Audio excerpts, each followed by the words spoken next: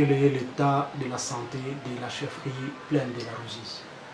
Oui, mais monsieur le journaliste, si je peux me permettre de commencer par le plan sécuritaire, la situation sécuritaire pour le moment est un peu stable, mais c'est vraiment un calme apparent parce que il y a des jeunes porteurs d'armes qui sont toujours là et qui peuvent d'un moment à l'autre surgir et causer des problèmes à la paisible population. Donc nous sommes toujours là à observer, mais nous savons que le calme c'est apparent. Nous demanderions pour cela aux services de l'ordre et de défense de bien vouloir s'y pencher pour essayer de soit désarmer ces jeunes porteurs d'armes illégalement, ou alors à nos partenaires comme les organisations non gouvernementales de travailler dans le sens d'amener ces jeunes à la bonne raison et à leur demander de déposer paisiblement les armes pour qu'ils puissent intégrer la vie sociale normalement. Et sur le plan administratif, nous avons de sérieux problèmes, surtout suite au dualisme qu'on observe à la tête de chaque groupement, et dans quelques villages, il y a certains individus qui se sont permis de s'accaparer du pouvoir puisqu'ils sont appuyés politiquement par certains notables, notamment au niveau d'Uvira, de Bukavu et de Kinshasa. Et cette situation paralyse sérieusement notre administration, parce que vous trouvez à un moment donné que des réunions, on a difficile à les tenir.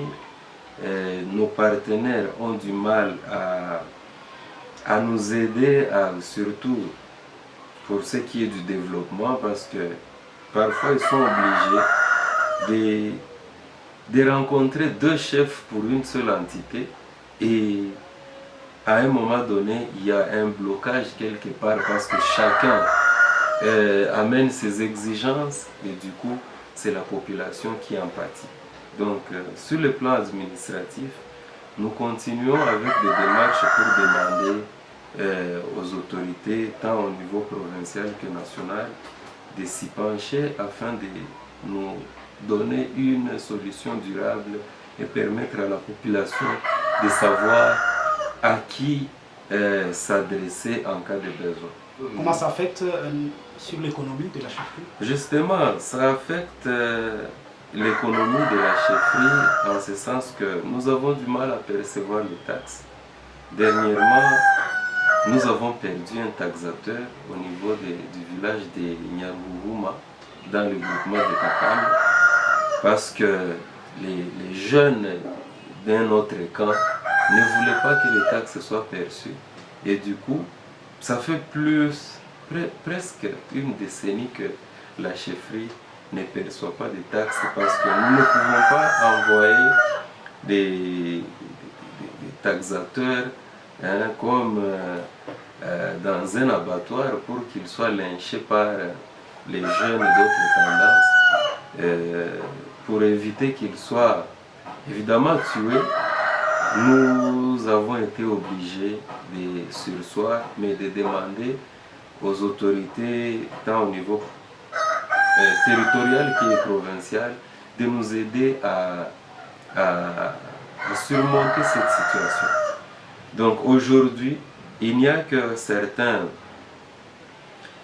comment je peux les appeler, bienfaiteurs, qui se disent que la chefferie doit quand même fonctionner, qui mettent la main dans leur poche et nous aident avec des petits fonds pour qu'on soit quand même en mesure de payer des papiers, des stylos, de s'acheter de l'encre au niveau du bureau de la chefferie. Et voilà un peu l'handicap dans lequel nous nous trouvons. Et c'est vraiment pénible pour nous. Le social de la population pour le moment, Est-ce qu'il y a des activités peut-être initiées par la chefferie qui peuvent aider la population dans le développement? Bon, les activités que la chefferie initie pour améliorer la situation sociale de la population, nous nous appuyons sur les partenaires qui viennent nous aider parce que, étant économiquement faibles, comme je venais de le dire tantôt, nous ne pouvons vraiment pas initier de telles actions, mais nous comptons souvent sur nos partenaires pour essayer d'aider la population. C'est pourquoi, dans notre plan de développement local, nous essayons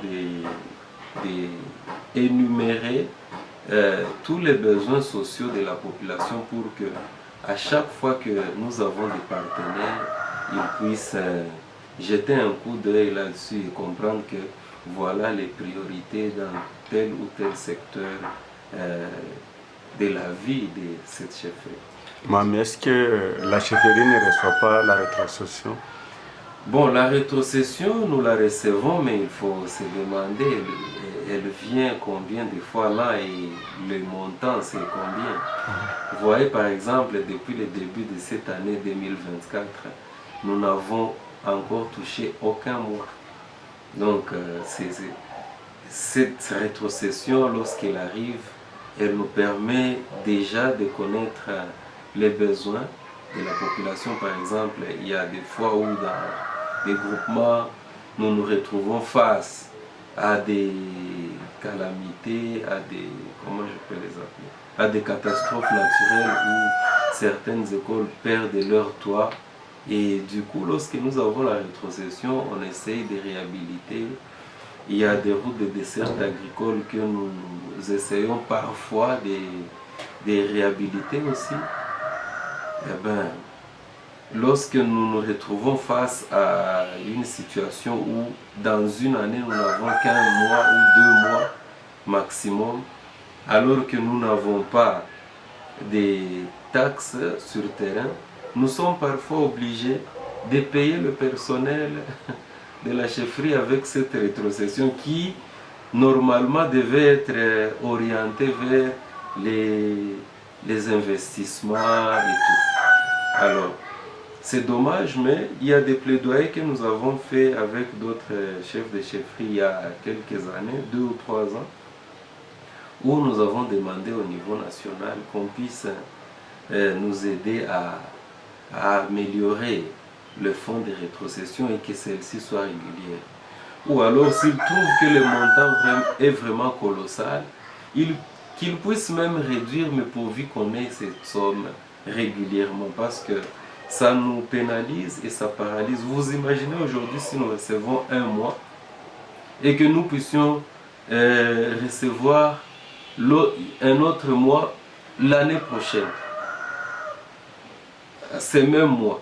Donc vous vous rendez compte que si nous commençons aujourd'hui à construire une école, il faut attendre encore une année ou 10 mois pour continuer et nous allons terminer ces projets quelle année. Donc voilà un peu tout ça que nous essayons de réfléchir et se dire, bon, peut-être les autorités ont d'autres priorités, mais il serait aussi mieux de comprendre que les chefferies, les villes, les communes, étant des entités territoriales décentralisées, ont droit de recevoir ce fonds de rétrocession pour la bonne marche de la vie, quoi. Vous avez évoqué quelque part la question des jeunes Wazalendo, qui peut-être certaines catégories, certaines tribus, en tout cas les jeunes ne sont pas intégrés dans ces groupes et ça affecte la cohabitation. Je ne sais pas si vous pouvez y revenir. Oui, justement, les Wazalendo, c'est un terme swahili qui se définit comme le patriotisme ou le patriote. Et normalement, comme je venais de le dire, les Wazalendo doivent être issus toutes les couches sociales, notamment toutes les tribus. Vous savez qu'à Uvira, et particulièrement dans la chefferie de la plaine de la Ruzizi, il y a plusieurs tribus. Et que c'est vraiment déplorable de constater que dans la plaine, il n'y a qu'une seule tribu, les jeunes d'une seule tribu qui s'appelle Wazalendo. Et nous nous demandons qui d'autres n'ont pas le droit d'être Wazalendo, parce que c'est un devoir patriotique que tout le monde, en cas de problème, en cas de danger, pour prouver son patriotisme et qu'il puisse se mettre debout et défendre la patrie dont il est question. Alors, moi j'ai déjà fait des rapports à la hiérarchie quant à ça, et je demanderais vraiment que cette question soit, qu'un accent particulier puisse être mis là-dessus. Parce qu'aujourd'hui, nous constatons qu'il y a la marginalisation maintenant des uns par rapport aux autres. Il y a par exemple à Bouéguera, dans le groupement de Kakamba, où une tribu qui s'est sentie menacée par ces jeunes Wazalendo a été obligée d'évacuer les lieux. Il y a d'autres qui sont partis partiellement parce qu'ils ont été ciblés à cause des petits conflits entre eux. Ils ont été ciblés et du coup ils ont été obligés d'évacuer les lieux. Donc vous constatez que ce n'est plus question de Wazalendo, mais ça devient comme un règlement de compte entre les tribus au niveau de notre chefferie. Et c'est pourquoi nous aimerions demander aux autorités qui sont responsables de ces mouvements de regarder encore avec un autre œil, notamment un œil inclusif, pour aider cette population à cultiver l'esprit de cohabitation. Nous aimerions par exemple voir à la tête de ces groupes de Wazalendo les responsables de toutes les tendances, de toutes les tribus, donc diriger ces groupes. Merci. Si vous pouvez peut-être avoir un message à la population, un message de paix, je ne sais pas, à la population de la chefferie plaine de la Ruzizi.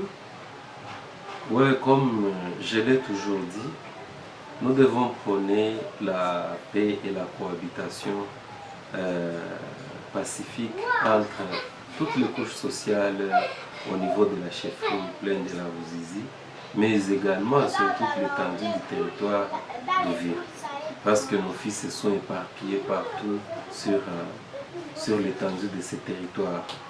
Donc, aujourd'hui, nous connaissons des conséquences fâcheuses parce que cette cohabitation, on ne se l'approprie pas.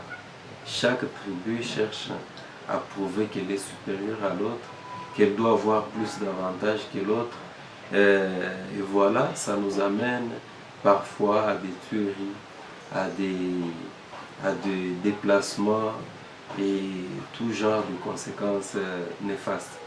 Donc, c'est ça le message que j'ai à lancer à la population. Et que cette population, avant de terminer, ne puisse pas oublier que nous sommes sur un sol qui a beaucoup de potentialités. Et qu'au lieu de nous manger, de nous entretuer entre nous, il serait mieux de nous pencher sur l'exploitation de ces potentialités pour assurer la survie de nos progénitures. Dernièrement, nous avons été dans une réunion avec un partenaire APC et il a été question de mettre en place des structures qui doivent faire des plaidoyers à tous les niveaux, tant provincial, national qu'international, pour voir comment relancer les activités de la sucrerie du Kivu et le CDC Kiring. Donc nous sommes sûrs que une fois ces activités relancées,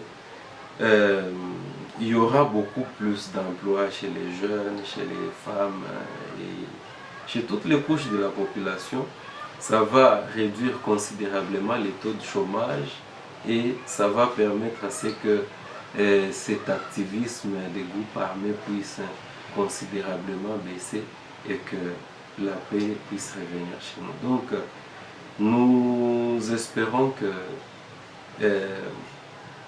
cela va apporter des fruits parce qu'il nous faut vraiment compter sur ça pour améliorer la condition de vie de nos populations.